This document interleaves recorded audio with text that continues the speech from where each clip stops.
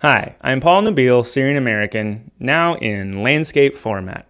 And this is Start Here 16 Palestine, which I'm just calling Transfer. In 1933, Nazi Germany found itself at the wrong end of a boycott in the middle of a global depression. What ensued was a seemingly impossible juxtaposition, an agreement between the entirely Jewish and British-backed Zionist movement and Hitler's Germany. It was called the Haavara Agreement, Haavara meaning transfer in Hebrew, and not only is it a real thing that happened, it was successful and lasted until 1939 after Hitler's invasion of Poland. This video is me trying to wrap my head around how such a bizarre juxtaposition came to pass. In my last post, because it was on TikTok and censorship there won't even let you say Nazi, I referred to them as the lantern flies. I'm not going to do that in this post, but I do want to invoke the fact that there are two ways to depict and discuss Hitler and the Nazis, and in general fascism in Europe.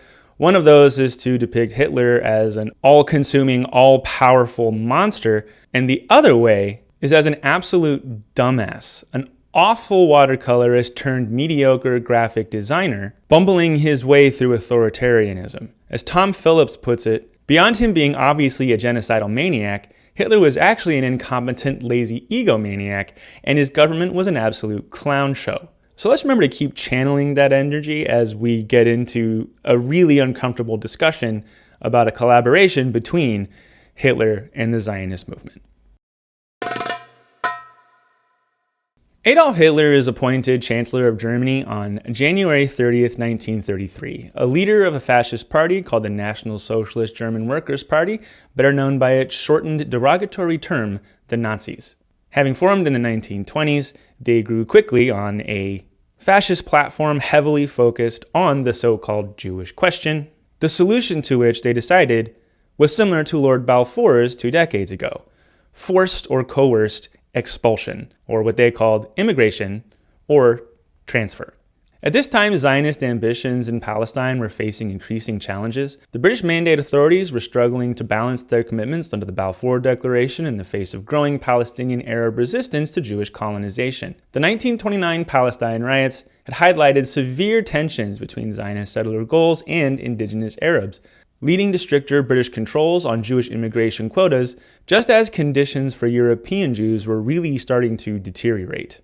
But there was also a growing divide within the Zionist movement. The mainstream Labor Party, called Mapai, under David Ben-Gurion, née Grün, supported more of a gradual, quote-unquote, selective settlement, with a focus on infrastructure and bringing in wealth and political influence. But Vladimir Jabotinsky, the far-right extremist leader of the revisionist movement, demanded more of an immediate mass immigration and more aggressive territorial expansion. The movement would soon split exactly down this divide in discussions on how to handle the Nazi rise to power. I'm not sure I would ever refer to the Nazis as Zionists. They were always white supremacists and placed all other races beneath them. They essentially always thought of Palestine as one big convenient concentration camp that was far away, and you could hear chants like Juden raus auf nach Palästina, Jews out to Palestine. The last contested elections in Germany were held on March 5th, 1933,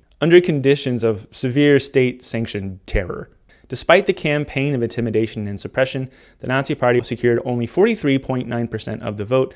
Hitler responded to the partial victory by intensifying persecution of his political opponents, particularly communist, social democrats, and trade unionists, and threw them all into camps by the tens of thousands, among which was the first early major camp ever established in Nazi Germany, Dachau. Hitler passes law to remedy the distress of people and Reich, which historians now call the Enabling Act. And that was the start of his dictatorship, again, running on a highly anti-Semitic platform. But something that's important to stress is a lot of this was not premeditated.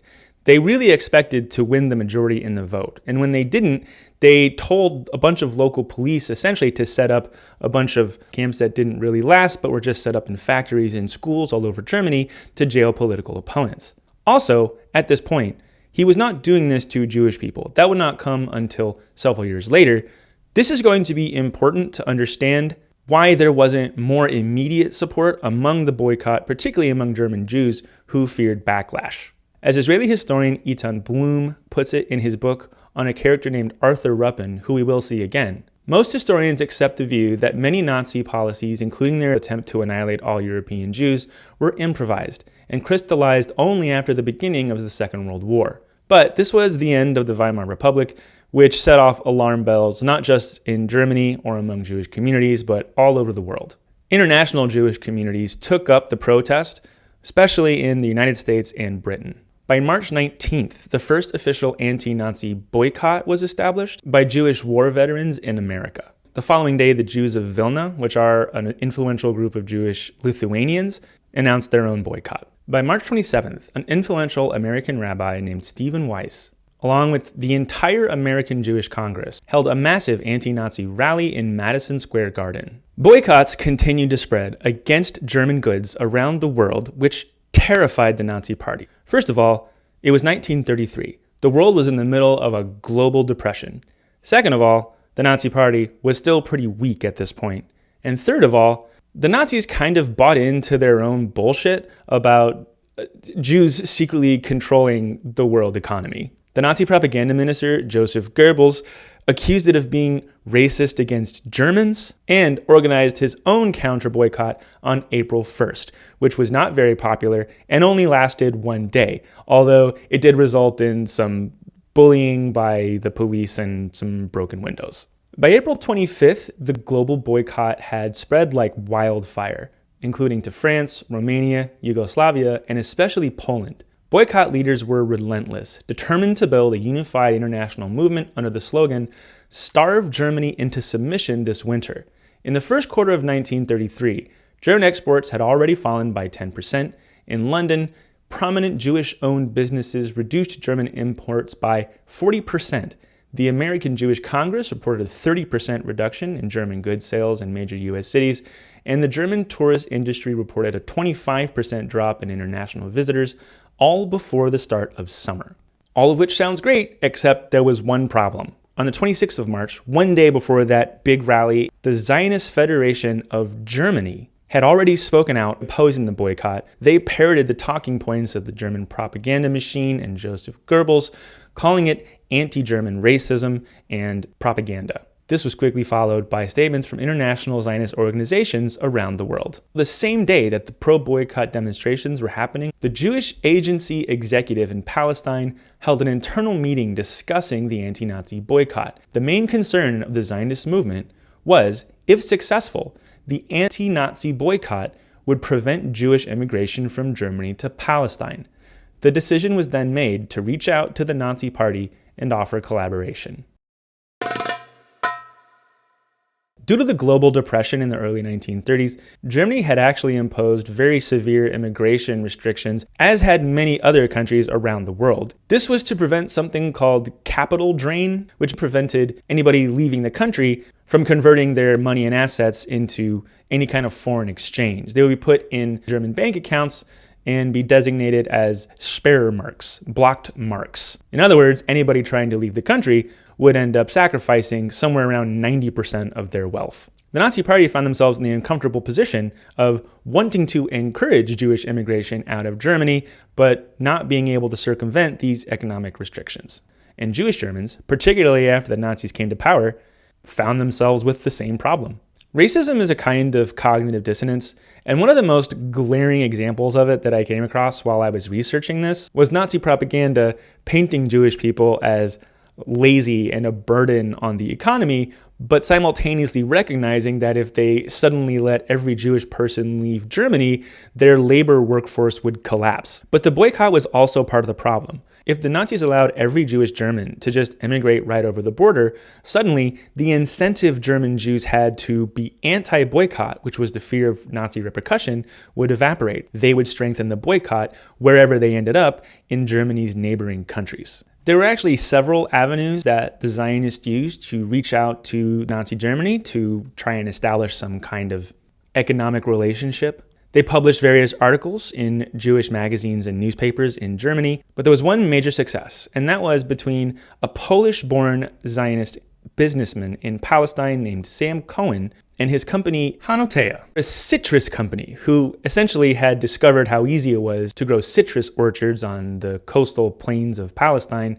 and were using that as part of their propaganda push to prove that the Zionist movement could be good at farming in Palestine. He made a deal with banks in Nazi Germany where in exchange for the best orange in the world, the Palestinian Jaffa orange, he would agree to spend that money in Germany on farming and agricultural equipment. He would pay heavy fines and fees on the blocked marks, but because those blocked marks were spent only on German goods and would make it back to Palestine in the form of those German goods, the farm equipment and concrete and whatnot, it was a way to keep that money from being lost to a foreign country and instead stay within the German system. So basically, he traded Palestinian oranges for Nazi farming and settlement equipment, immediately breaking the boycott.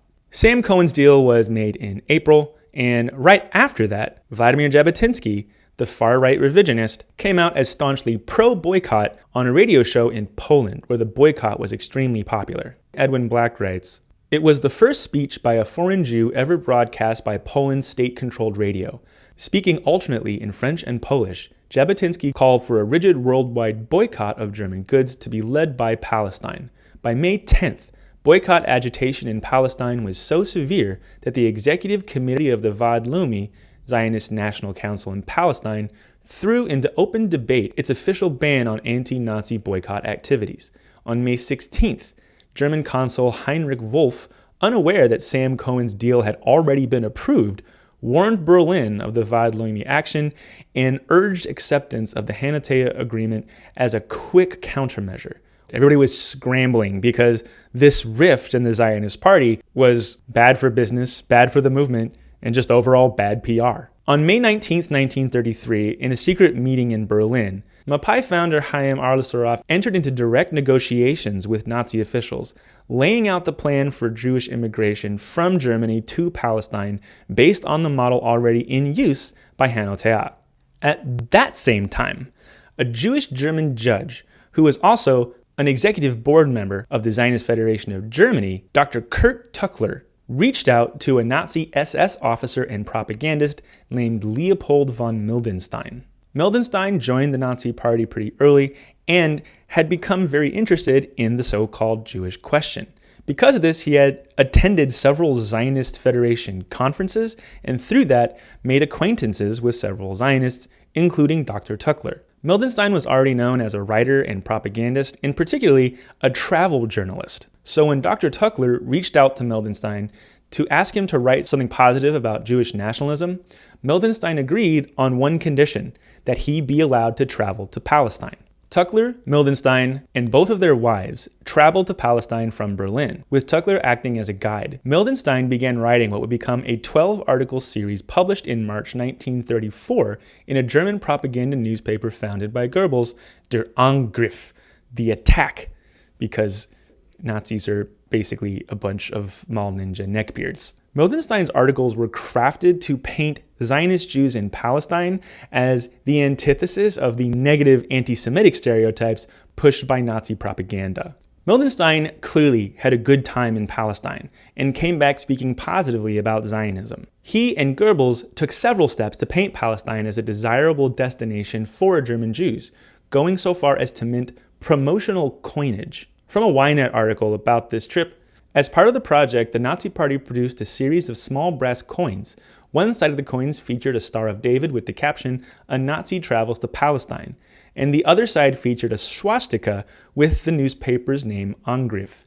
These coins were given as a free gift to anyone who purchased a subscription for the mouthpiece, a sort of sales promotion. All of this totally enraged Jabotinsky and the revisionists, who would eventually murder Arlusarov for his collaboration with the Nazis. He was shot while he was walking with his wife Sima on a Tel Aviv beach on June 16, 1933. His wife identified the killers as two revisionist Zionists, Avraham Stavsky and Zvi Rosenblatt, with Ava Ahimir, a revisionist Zionist leader and member of the openly fascist branch Brit HaBionim, accused of helping to orchestrate the assassination. Despite this testimony, all men were acquitted in a trial overseen by the British. It was controversial at the time. It still is controversial, but that's pretty much how it went down. The consensus these days is this only further solidified the divide between Mapai and the revisionists, but also David Ben-Gurion didn't pursue it too much further because, again, he was worried about bad press. The assassination did nothing. Arla Sorov's successor continued negotiations with the Nazis. Sam Cohen and Hanotea's agreement is seen as particularly successful by both the Zionists and the Nazis. In July of that summer, the deal is increased from 1 million to 3 million Reichsmarks, which that amount at this point indicates they were already using for purposes well beyond anything Hanotea was doing to grow oranges. On August 7th, 1933, a delegation met in Berlin to finalize negotiations with Hans Hartenstein, director of the German Foreign Currency Control Office. The meeting included Sam Cohen and Gad Machnis, delegates from the Zionist Federation of Germany, and 2 representatives of the Zionist leadership from Palestine, Eliezer Hufian, who was director of the Anglo-Palestine Bank, and Arthur Ruppen, a race scientist who had helped facilitate the deal through his own Nazi connections, especially his fellow eugenicist and race scientist, Hans Gunther. From the Jerusalem Post, after hours of wrangled debate, Hans Hartenstein, director of the Reich Office of Currency Control, was about to call the meeting to an inconclusive close when a messenger from Deutsche Reichspost delivered a telegram from the German consul in Tel Aviv. The telegram advised Hartenstein that a coalition of official and commercial Zionist interests in Palestine was the best way to break the growing Jewish-led worldwide anti-Nazi boycott that was crippling the Hitler regime in its first months. A deal with the Zionists would be necessary, and so it was done. The transfer agreement was created. There was no hard copy contract with names penned at the bottom. The agreement was actually an official Reich decree, 54/33, issued 3 days later on August 10th by the Reich Economics Ministry. In his book Zionist Relations with Nazi Germany, Ferris Yahya writes, on August 21st, 1933, the 18th Zionist Congress, the first to meet since Hitler came to power, opened in Prague. The situation of the Jews in Germany was, naturally, the central theme under consideration and discussion. Hufian and Ruppen had come straight to Prague from Berlin. A large number of delegates reproached Hufian and Cohen, the 2 chief negotiators, with having made common cause with the devil, and with having, through the Haavara agreement, undermined the Jews' struggle against the racist policy of the Reich. Impassioned exchanges took place, but a motion envisaging the organization's effective participation in the efforts to boycott Germany was not adopted. This was a heated debate within the Zionist movement that would continue on for the next 2 years. Jewish communities worldwide were fractured over the transfer agreement. I'm going to read directly from an article from Yad Vashem, the Holocaust Museum. Many Jews were critical of the agreement from the very outset. The negotiations between the Zionist movement and official representatives of Nazi Germany evoked much wrath.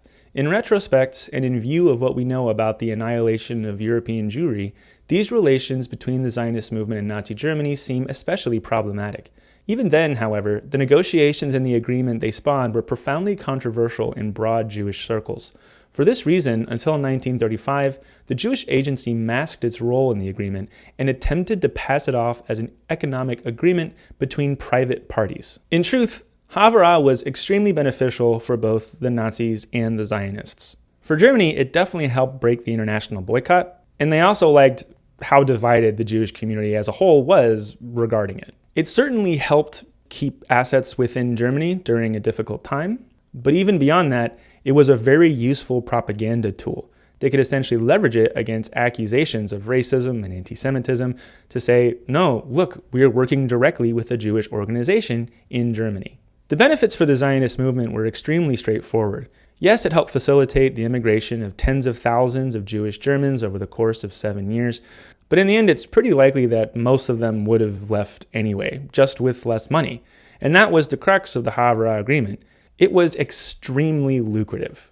In September 1933, at the World Jewish Congress in Geneva, the Polish Jewish community expressed severe arguments, as they had effectively implemented the boycott in Poland, but were being directly undercut by Zionist deals with Germany. The influential Eliyahu Mazur read from a popular petition, "Polish Jewry will not rest until the civil rights of German Jews are restored in full." Henrik Rosmarin said, The Palestinian agreement pains us because it infringes upon our dignity and weakens the Jewish people in its struggle. Chaim Rassner warned, "It is not only the affair of the German Jews because Hitlerism threatens to strike out at other countries. The Polish fascists are starting to prepare to take over the model and precepts of Hitlerism. The German Jews are utterly helpless and beg us constantly to be quiet so that things won't get even worse. But what physician asks the patient which means he should use to heal him? This international conference must proclaim an official boycott." He was referring to the rise of Polish fascism, particularly far-right groups like Endorsement and NARA, who began promoting transfer agreement-like models for their own forced Jewish expulsion. Part of the problem was a severe class divide between poor Polish Jews and the much wealthier German Jewish community. Again from Weiss, German Jews' capital was the basis on which the transfer rested. The transfer agreement, as implemented by Germany and the Jewish Agency, indeed solved the problems of an affluent class of German Jews, which managed to save some of its property and emigrate to Palestine by means of the immigration certificates granted to the wealthy. The agreement did not improve the living conditions of the Jews left behind. In view of the peculiar demographic structure of Polish Jewry, such an agreement could not have met the needs of the Jewish rank and file in this country. Ben-Gurion, among many other things, was essentially a classist who simply preferred wealthier Jews to come to Palestine, using the term constructive immigration. This was vehemently opposed by the Jewish supremacist Vladimir Jabotinsky, who called Haavara correctly, a way to limit Jewish immigration to Palestine to the well-off and well-connected. In a letter to Arthur Ruppin, Morris Margulies, who is head of the Haavara Limited Company, wrote angrily, "It must be said that the Zionist movement has not proved itself fit to undertake this mission. Herzlian Zionism, based on the thesis that all peoples are anti-Semitic, instructed us to prepare in advance for the Exodus, so we would be ready when the time came. When the time came, all the Zionist movement did was act incensed at the fulfillment of its predictions." This quote is important. What he's essentially saying is something that we're going to talk about more later. Because Ruppin is a race scientist, he completely agrees that anti-Semitism is a natural result of race mixing. Nazi Germany is a natural product of Jewish diaspora attempting to assimilate with non-Jews. And so what Margulies is essentially saying is, this is exactly what we knew would come, and yet here we are waffling about it. Even aside from any economic undercutting, just learning about the existence of the Haavara agreement between the Zionists and Nazi Germany hindered enthusiasm for the anti-Nazi boycott in Jewish communities around the world. In the Weiss article, rumors and reports of an impending economic agreement between Nazi Germany and the Yishuv under the auspices of the Jewish Agency dealt the initiators and participants in the boycott an extremely heavy moral blow. As soon as the details of the agreement became known, it became difficult to persuade Jewish merchants to join the boycott and assume its economic risks and hardships. The transfer agreement destroyed the moral base for demanding an economic price from Polish Jewry, which was, in any case, impoverished. There was quite a lot of opposition from influential Zionists around the world, including from Joseph Tenenbaum and Yitzhak Gruenbaum. Yosef Aharonovich put it, "I have the feeling that we are breaching the boycott and have no way to justify this. We are doing it not to save Jews, but to build houses for this or that organization. We shall accomplish little and pay for it dearly. We shall befoul ourselves irreparably, and we will pay dearly for the money too." But maybe it was put most succinctly by a Zionist named Mac Minsky, who said, "For me, any orange in the hands of a Nazi is an insult." Just because I'm allergic to monoliths, I want to make sure that we stress how much division there was around the question of boycott or transfer, not just coming from the revisionist movement, but also within the mainstream Mapai as well, at least early on. So let's talk about this Ruppin guy, because pulling on his thread put all of this into a framework that helped me understand how a group of Jewish people could ever agree to work with a party whose main thing was not liking Jewish people.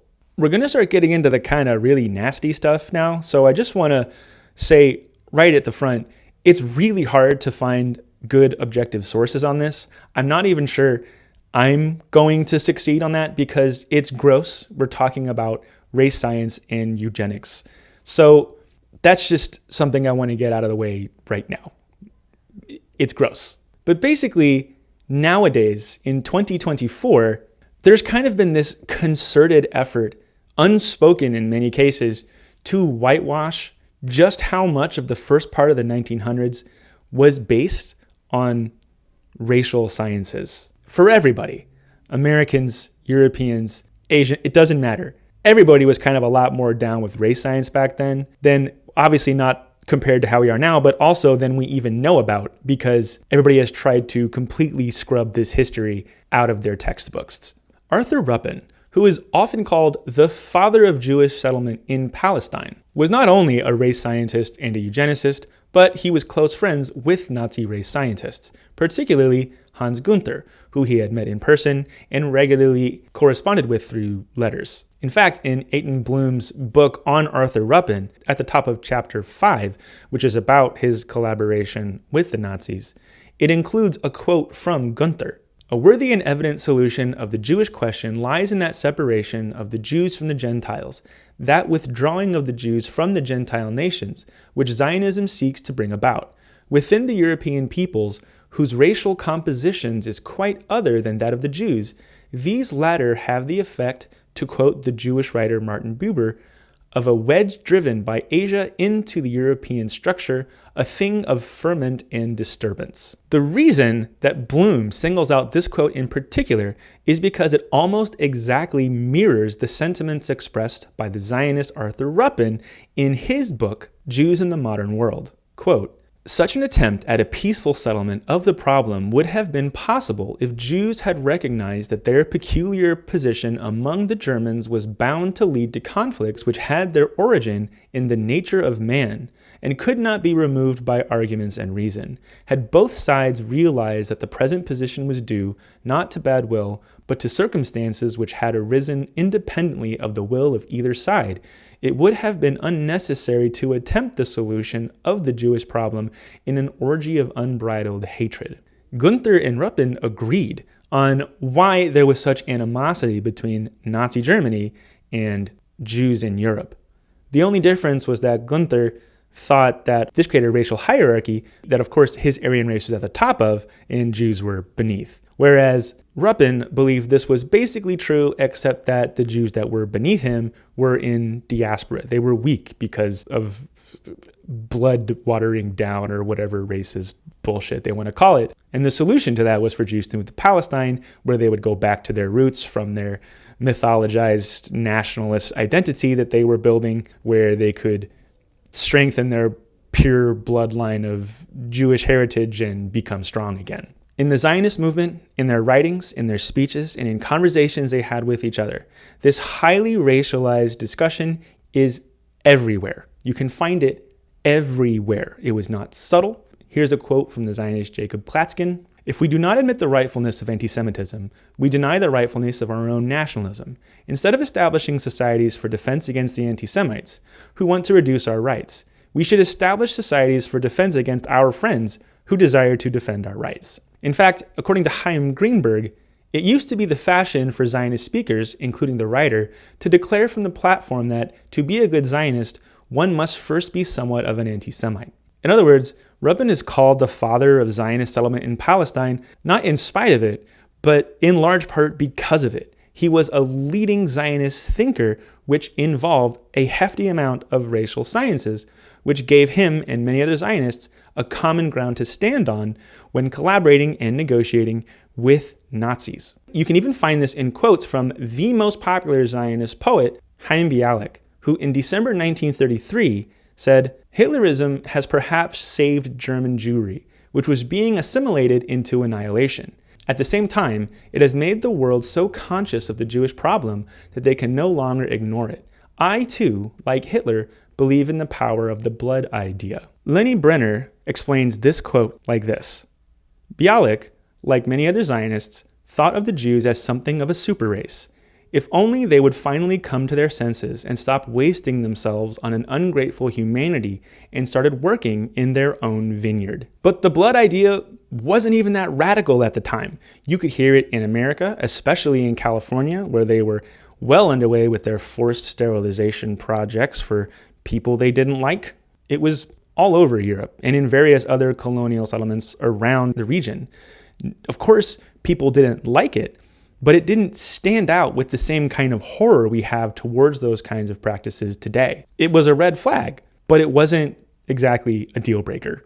So yeah, Hitler referenced the blood poisoning thing in Mein Kampf, but to be honest, so did Donald Trump. Although he says he didn't get it from Mein Kampf, which he might be telling the truth on that one, because that would require him to be capable of reading a book.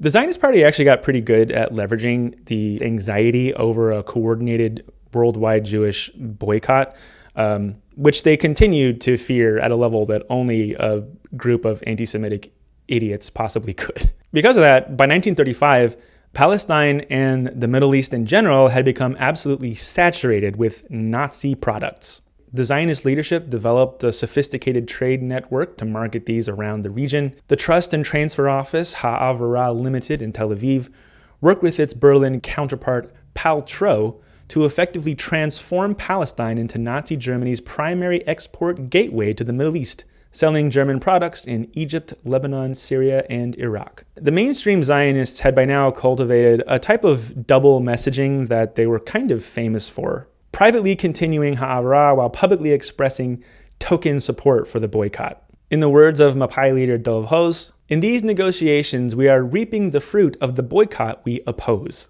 How much people bought this is contested. Most agree not very much. What they were doing was obvious, especially to Jewish communities in Poland, Britain, and America. As a Zionist named Bellinson stated, "The Jews are taking out not money, but goods they do not need, except for distribution in Palestine. That is to say, they are violating the boycott." Another named Hertzfeld said, "They had great expectations, and what did we do? The transfer. Instead of effecting a great rescue, we achieved a piddling rescue and humiliated ourselves in the process." One quote I found, which was pretty telling, was Moshe Shertok, who was Arleserov's successor after his murder, who called the boycott a diaspora-style gesture, which was a common euphemism for weakness. He said, "A Jewish heart harbors such a feeling, but a political movement cannot act according to feelings only. Building the country is our war with Germany, and this should be our focus." At the April 1935 meeting of the Zionist General Council in Jerusalem, there was especially vehement outcry from the revisionist movement, who begged to know how they could possibly ask Jews in diaspora to make economic sacrifices while Palestine profited from German trade. Shertok responded, "It is Zionism's fate to be cruel toward the diaspora at times when this is necessary in order to build the country." In the end, the opposition was not enough to sway the majority Labour Party, who accused boycottism of, in the words of Golda Meirson, later Meir, just more wailing and protesting. The debate culminated in the 19th Zionist Congress in Lucerne, held from August 20th to September 3rd of 1935. Mapai passed a majority resolution endorsing the transfer agreement with Nazi Germany. They imposed severe disciplinary measures on any opposition to Haavara. This led the Zionist Congress to a majority resolution in support of the transfer agreement, thus withdrawing from the cycle of active opposition to Nazism for good. Less than 2 weeks later, on September 15th, the Nuremberg laws are passed in Nazi Germany. The two laws were the Law for the Protection of German Blood and German Honor, aka the Anti-Miscegenation Law, which forbade marriages and extramarital intercourse between Jews and Germans, and the employment of German women under 45 in Jewish households, and the Reich Citizenship Law, which declared that only those of German or related ancestry were eligible to be citizens of the Reich. The remainder were classed as state subjects without any citizenship rights. A supplementary decree outlining the definition of who was Jewish passed on November 14th, and the Reich Citizenship Law officially came into force on that same date. The laws were expanded on November 26th to include Romani and Black people. This supplementary decree defined Romani as enemies of the race-based state, the same category as Jews. The reason I'm reading them specifically is because I want to point out again, when we hear that in 2024, we think immediately, stop all negotiations with the Nazis if you're Jewish. But in 1935, the world was a lot more racist. There's a book by James Q. Whitman called Hitler's American Model.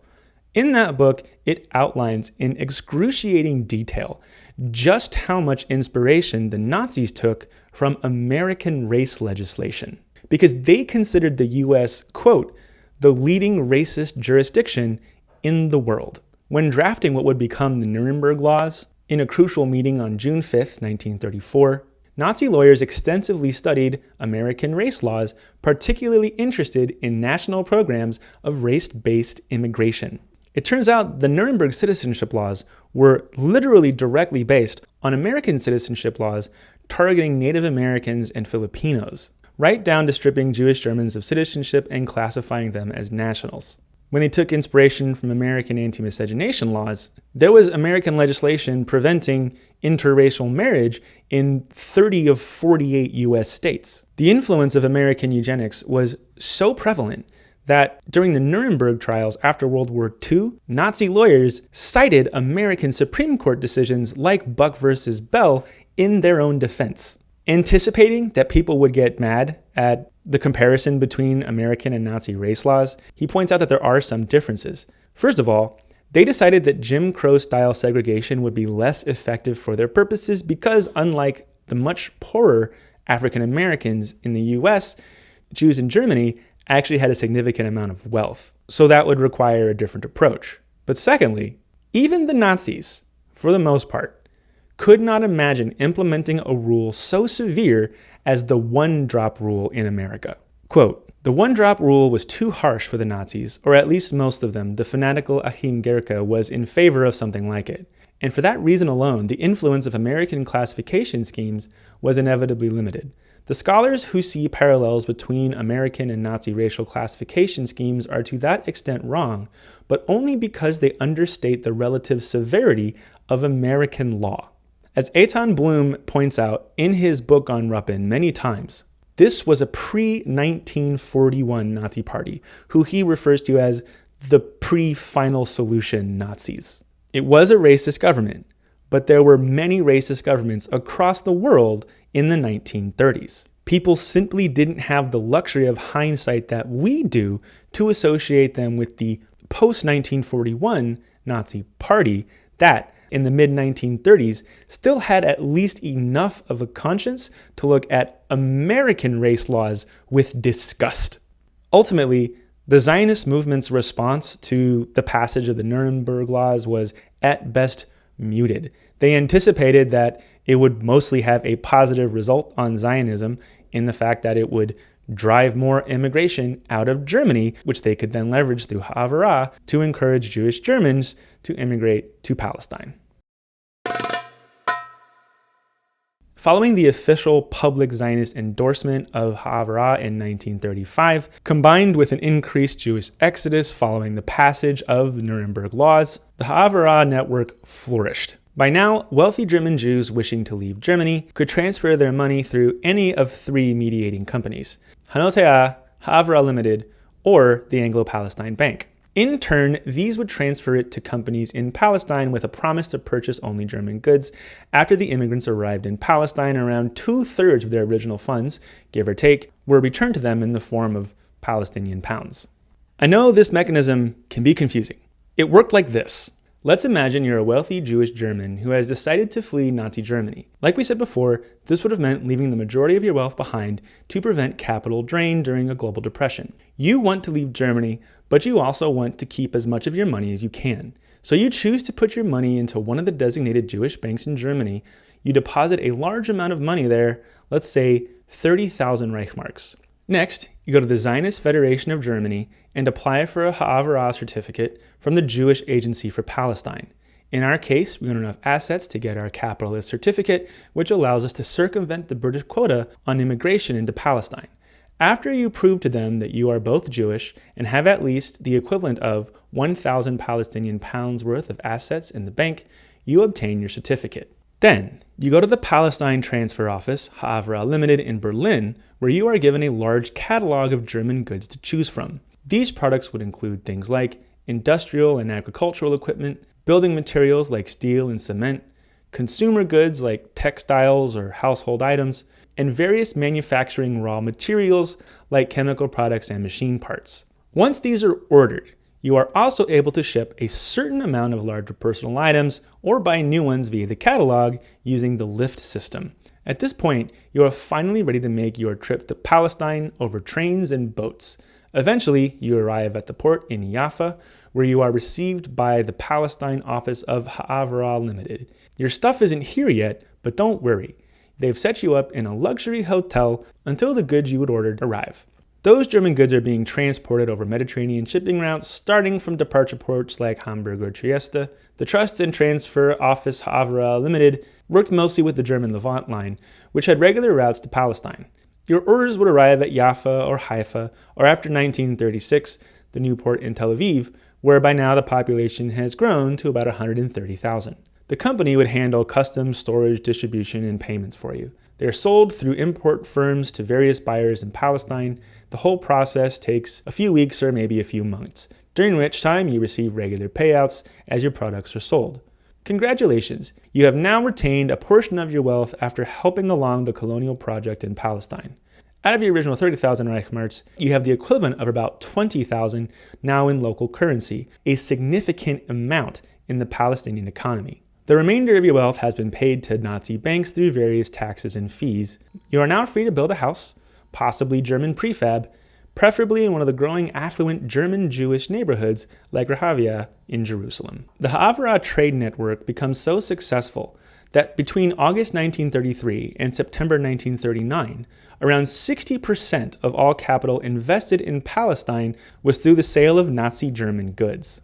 Somewhere between 50,000 and 55,000 Jewish Germans settle in Palestine out of around 247,000, so 1 in 5. The total amount of money transferred into Palestine through Haavara directly is highly contested. The most common figure that I saw was the equivalent of 140 million Reichsmarks, what would be the equivalent of, in today's money, about $1 billion infused into the otherwise very poor economy of Palestine. The massive capital infusion generated an artificial boom in Palestine during the Global Depression. The agreement's bureaucratic structure expanded into a major regional banking and trading operation with 137 specialists in its Jerusalem office at its peak. German goods sold at 25 to 50% below competitor prices, making it impossible for any locals to compete both in terms of quality and price. The Anglo-Palestine Bank, originally a small subsidiary of the Jewish Colonial Trust operating out of London, grew substantially through the Haavara agreement. Following a very similar trajectory to Sam Cohen's Hanoteah, the citrus company, the Anglo-Palestine Bank's value skyrocketed during the 1930s, all the way up until the war. In 1950, so 2 years after the beginning of the Nakba, the Anglo-Palestine Bank was renamed to Bank Leumi, now the largest bank in modern apartheid Israel. Bloom writes, much as it distorted the common Zionist narrative, the fact is that Hitler's Third Reich did more than any other government during the 1930s to support Zionist development in Palestine. It is quite evident that since the rise of the Third Reich, the Zionists flourished in Germany. This is corroborated by the Nazi government itself, who bragged in an internal memorandum in December 1937, so not public propaganda. There is no doubt that the transfer agreement arrangement has contributed most significantly to the very rapid development of Palestine since 1933. The agreement provided not only the largest source of money, but also the most intelligent group of immigrants, quote unquote, I must stress. And finally, it brought to the country the machines and industrial products essential for development. Or, as the longtime anti-Zionist, Marxist Jewish author of Zionism During the Holocaust, Tony Greenstein, puts it, in his trademark provocative style, Nazi Germany, in a sense, built the State of Israel at a crucial time. You can actually say that the State of Israel today is Hitler's bastard offspring, because the ideology that permeates Israel, Jewish racial supremacy, originated in the fascist states of Europe. Zionism is a movement for Jewish racial supremacy. It imposes the needs of a Jewish racial state to the needs of Jews, and that was what Haavara was about. When Haavara came in 1933, no one believed that it was going to end up in extermination. No one believed it. While Greenstein's remarks sparked predictable outcry and accusations of self-hatred, whether you agree with the framing or not, the idea, at the very least, bears discussion. And I would personally say it's a pretty fair framing of Haavara. It is simply the case that from 1933 to 1939, despite Nuremberg, despite the Great Arab Revolt in Palestine, the Zionist movement's relationship with Nazi Germany went beyond just a distant collaboration. Not only did Haavara very effectively shatter the international anti-Nazi boycott, it became the primary funding source for Zionism in the 1930s. More than half. Zionist-Nazi collaboration didn't just assist the colonial movement in Palestine, it became a fundamental part of it. 1938 was a pivotal year for not just Nazi Germany or Palestine, but the world. Germany had annexed Austria in the Anschluss in March, followed by the international capitulation in the Munich Agreement in September, which was a very enabling geopolitical event that kind of spurred Nazi confidence in its expulsion of Jews and other quote-unquote undesirables from within its quickly expanding borders. In terms of options for Jewish immigration out of Germany, it was pretty much just Haavara, except that increasingly severe restrictions had been placed on how much money could be taken out of Germany by Jews fleeing the country. Here's a quote from a foreign relations telegram from the United States. There remains only the Haavara transfer system for the transfer of capital from Germany to Palestine. Unfortunately, beginning in February of this year, restrictions have been progressively imposed by the German government so that at the present time, the transfer concession of the Haavara is limited to a small number of goods of secondary importance. Negotiations are now underway between the Jewish agency and the German government for the extension of the Haavara's concession, but it is too soon to determine what the outcome will be. The Nazis in general at this point were very uncertain on Zionism and expulsion to Palestine. This includes Mildenstein, Goebbels, Himmler, and so on. But Hitler, although he waffled for a while as well, at this point fully embraced immigration to Palestine, again using the Balfour logic of anything that expels Jewish people from our homelands is a good thing. In what I can only describe as Hitler's typical slapdash method of formal decrees, this was officially communicated by the Nazi Foreign Affairs Office to every concerned German ministry. They were told that the Führer had decided that Jewish emigration from Germany shall continue to be promoted by all available means. Any question which might have existed up to now as to whether, in the Führer's opinion, such emigration is to be directed to Palestine has thereby been answered in the affirmative. Worried that Jewish flight out of the region was not happening fast enough under the current Haavara system, in August 1938, Mildenstein's protege Adolf Eichmann established the Central Office for Jewish Immigration in Vienna, later expanded to offices in Prague, Amsterdam, and Berlin.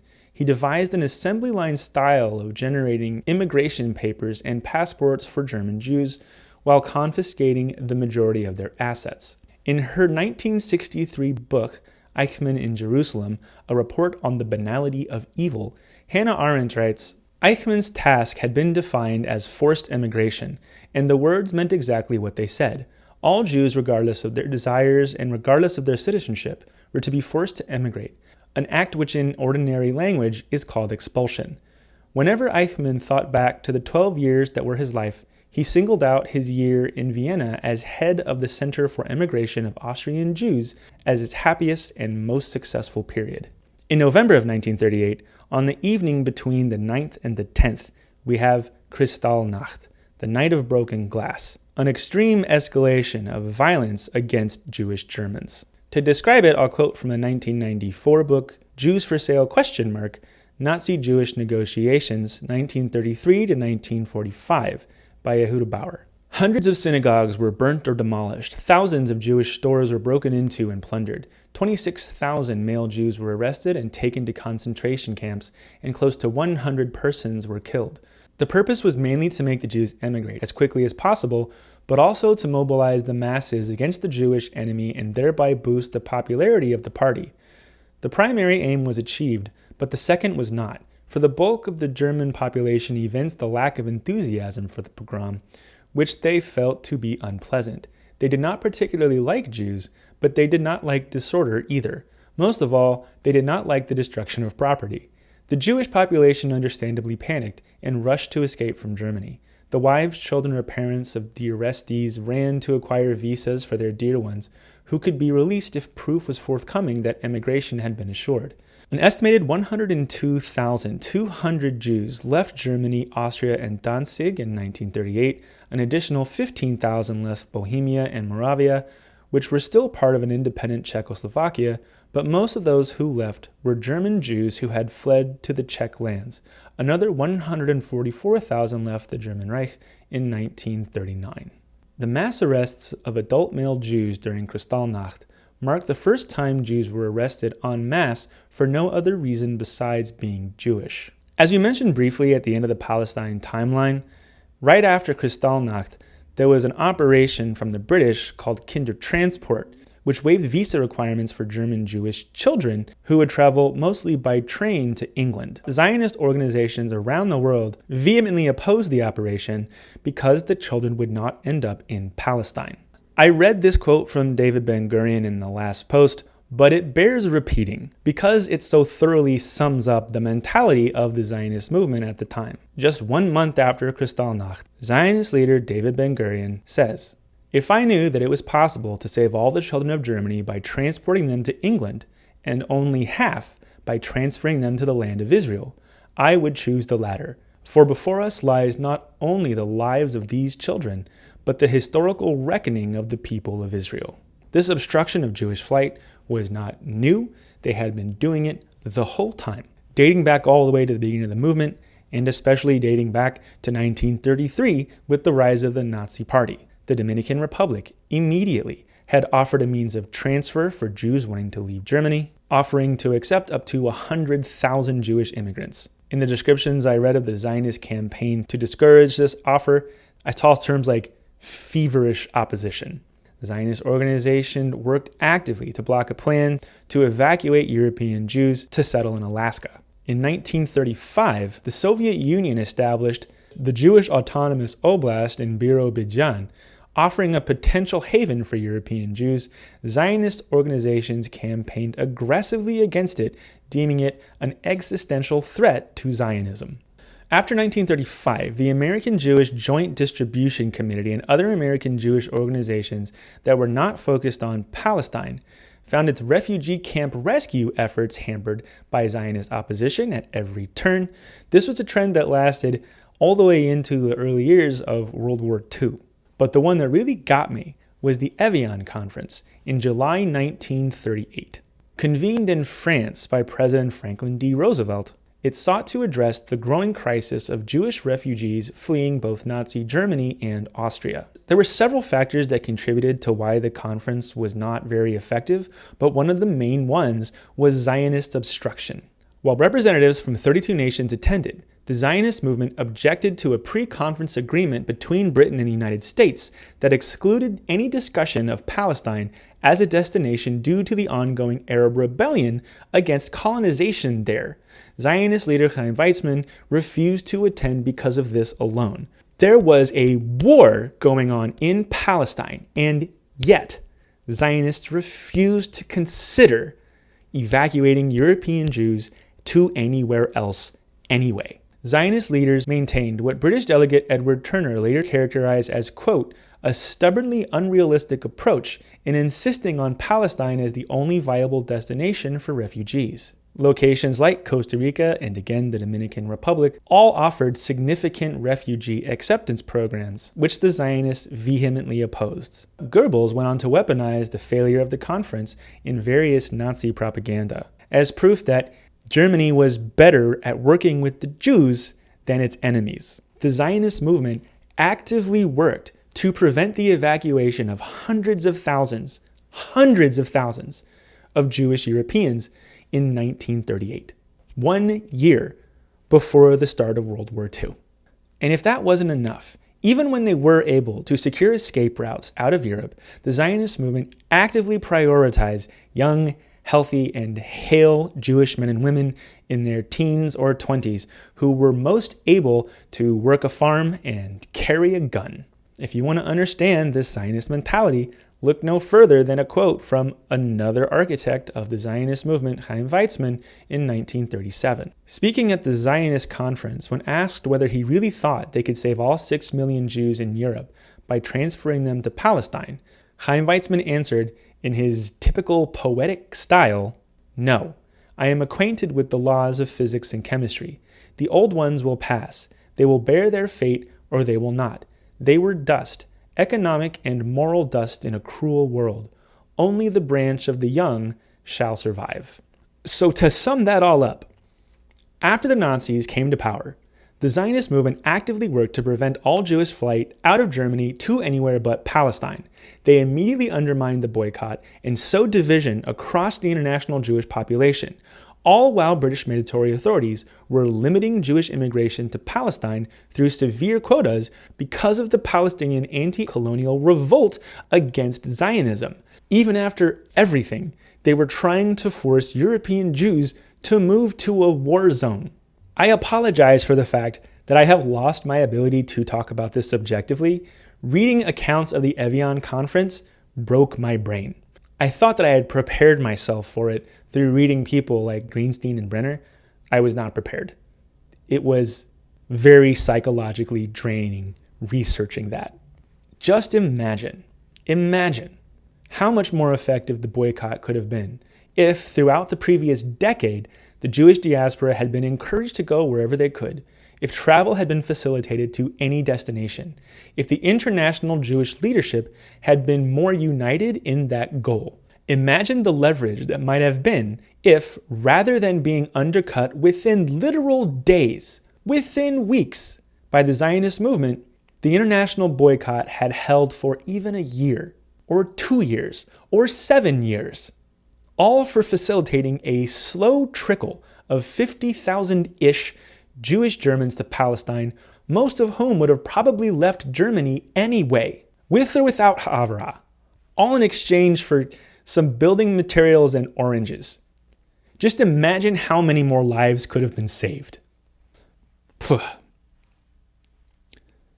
Despite the best efforts of the Zionist movement, the British continue with kinder transport. Jewish and non-Jewish organizations alike arrange their transport and places for them to stay upon arrival. Kinder transport ends up saving over 10,000 Jewish children from Nazi-controlled territories in the course of the following year. The shock of Kristallnacht reinvigorates the anti-Nazi boycott, not just among international communities, but the entire rest of the world. The Zionist movement opposed it. The last major transport under Haavara left Berlin in March 1939. A train carrying 280 German Jews ostensibly bound for Yugoslavia, with Nazi officials accompanying the train to Vienna, where it then merged with a larger transport of Austrian Jews. Through their own quotes, the Zionists implemented similar racial policies to the Nazis. They benefited financially and in terms of people and political influence by Nazi persecution of Jews in Germany. The Nazis were propaganda obsessed, and the Zionist movement enabled them to work with at least one Jewish organization that, in their mind at least, made them look better to the general public and accomplish their ultimate goal, which was kicking Jewish people out of Germany. And it was especially useful to them that they were working with other Europeans who spoke their language, understood their mindset, and were more than happy to facilitate the details of coerced expulsion themselves. We had a bit of a Sunlight situation. For someone like Ben Gurion especially, the more you read about the guy, the more sense something like this makes. This is beyond typical of him. There's a reason Tom Segev named his seminal biography of Israel's first prime minister, "A State at Any Cost." Years before Kinder Transport, Ben Gurion gave a speech to Mapai's council just a few months after Hitler had come to power. He said, "Zionism is not primarily engaged in saving individuals. In the event of a conflict of interest between saving individual Jews and the good of the Zionist enterprise, the enterprise comes first."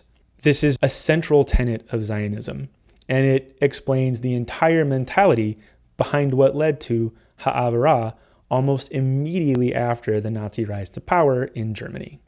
I'm Paul Nabil, Syrian American, and that was my humble attempt at navigating the highly sensitive subject of Nazi and Zionist collaboration in the 1930s through the Haavara Agreement. Next up, the Great Arab Revolt in Palestine.